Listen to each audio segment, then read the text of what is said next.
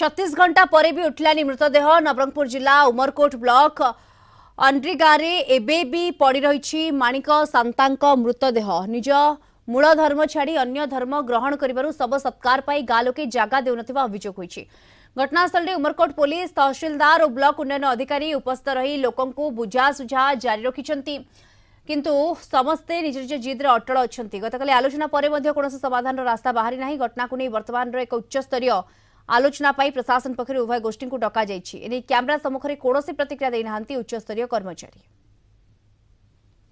अधिक सूचना पाई phone line जोड़ी होती अनुराग पट्टनायक उमरकोट आम रिपोर्टर जोड़ी होती। अनुराग, वर्तमान किसी निष्कर्ष बाहर मृतदेह उठा किसी विचार विमर्श वर्तमान करा जाउछि कि